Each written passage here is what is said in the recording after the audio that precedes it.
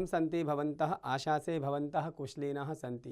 प्रिय विद्यार्थिनः, अद्य वयं पठामः अस्माकं सप्तमः पाठ। पाठस्य नाम अमृत वचनानि।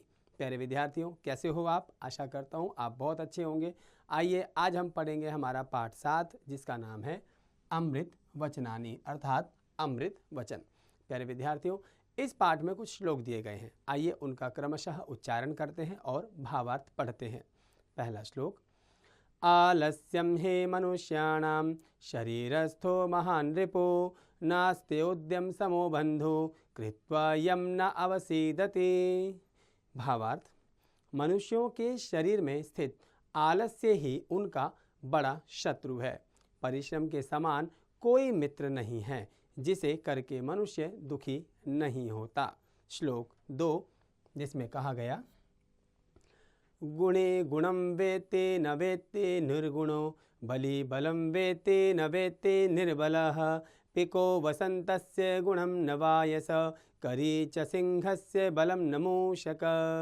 प्यारे विद्यार्थियों, भावार्थ, गुणी ही गुण क्षमता योग्यता जानता है, निर्गुण नहीं जानता। शक्तिशाली ही बल जानता है, निर्बल नहीं जानता।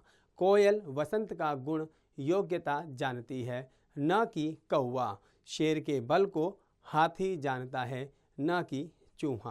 प्यारे विद्यार्थियों, श्लोक 3, जिसमें कहा गया अश्वस्य भूषणं वेगो मत्तं स्याद् गजभूषणं चातुर्यं भूषणं नार्या उद्योगो नरभूषणं। हिंदी अर्थ, भावार्थ, घोड़े का आभूषण तेज चाल है, मदमस्त होकर चलना हाथी का आभूषण है, चतुराई नारी का आभूषण है और परिश्रम करते रहना आदमी का आभूषण है। प्यारे विद्यार्थियों, श्लोक 4, जिसमें कहा गया क्षणशः कणश्चैव विद्यामर्थं च साधयेत् क्षणे नष्टे कुतो विद्या कणे नष्टे कुतो धनम। हिंदी अर्थ, भावार्थ, एक क्षण भी गवाए बिना विद्या प्राप्त करनी चाहिए और एक एक कण बचाकर धन इकट्ठा करना चाहिए। क्षण को नष्ट करके विद्या प्राप्त नहीं होती और कण सिक्के को नष्ट करके धन प्राप्त नहीं होता। प्यारे विद्यार्थियों, अब हम पढ़ेंगे आगे हमारा अगला श्लोक, जिसमें कहा गया श्लोक 5 विद्या दधाति विनयम विनयात् आते पात्रताम पात्रत्वात् धनमाप्नोति धनात् धर्म ततः सुखम। भावार्थ, विद्या विनय देती है, विनय से योग्यता मिलती है, योग्यता से धन प्राप्त होता है। प्यारे विद्यार्थियों, भावार्थ, विद्या विनय देती है, विनय से योग्यता मिलती है, योग्यता से धन प्राप्त होता है, धन से धर्म होता है और उस धर्म से सुख मिलता है। प्यारे विद्यार्थियों, अब हम पढ़ेंगे हमारा अगला श्लोक 6 माता शत्रु पिता वैरी ये न बालो न पाठिता न शोभते सभा मध्य हंस मध्य बको यथा। भावार्थ, जो माता पिता अपने बच्चों को नहीं पढ़ाते वह माता शत्रु के समान तथा पिता वैरी के समान है।